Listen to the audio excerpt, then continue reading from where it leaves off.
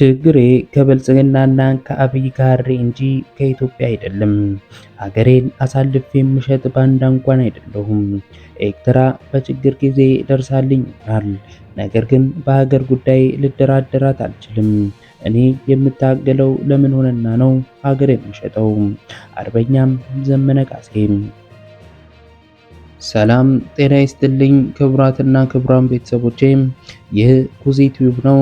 አስተማሪ፣ አስደናቂ፣ ወቅታዊ ፈጣን መረጃዎችን ለማግኘት ሰብስክራይብ በማድረግ የደውሉ ምልክት በመጫን ቤተሰብ እንድትሆኑ ጋበዝኩኝ። አብራችሁን ቆዩ።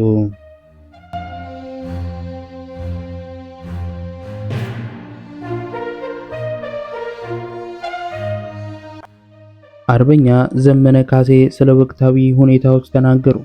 ስለሚነሳባቸውም አሉባልታዎች መልስ ሰጥተዋል።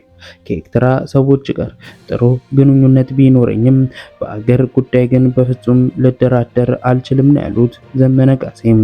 የኢትዮጵያን የወደብ ጥያቄን ለማስቀረት ኤርትራ ከአንዳንድ የኢትዮጵያ ፖለቲከኞች ጋር እየተነጋገረች እንደሆነ እየተነገረም ይገኛል።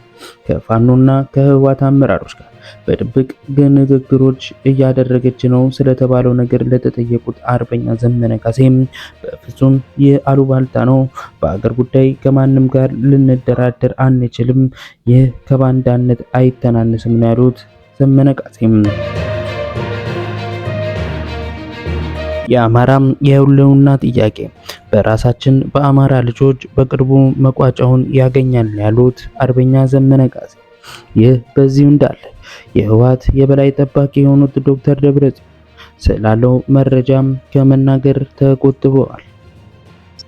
ስለ ጉዳዩ የተጠየቁት የኤርትራው የውጭ ጉዳይ ሚኒስትር ኦስማን ሳሌም ኤርትራ በአማራም በትግራይም ሆነ በሌሎች የኢትዮጵያ የውስጥ ጉዳዮች ጣልቃ እንደማትገባ ነው የተናገሩት።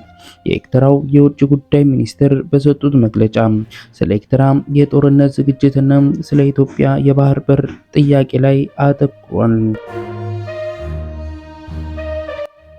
የኤርትራ መከላከያ ሰራዊት በህዳር 2022 የትግራይ ጦርነት ካበቃ በኋላ ወደ ኤርትራ የዓለም አቀፍ እውቅና ወደ ተሰጠው ድንበሮች እንዲዘዋወር መደረጉን ነው ሚኒስትሩ የተናገሩት።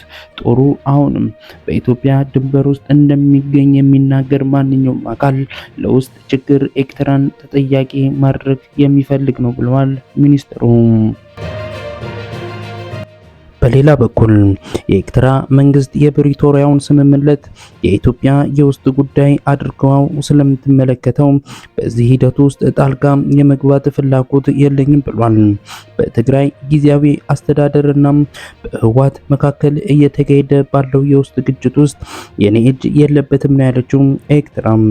ኢትዮጵያ በወታደራዊ አሊያም በዲፕሎማሲያዊ አማራጭ የባህር ወደብ ባለቤት እሆናለሁ በሚል የምታቀነቅነው ጊዜው ያለፈበት የተዛባ ፍላጎት ኤርትራም ግራ ተጋብታለች ነው ያሉት ሚኒስትሩ።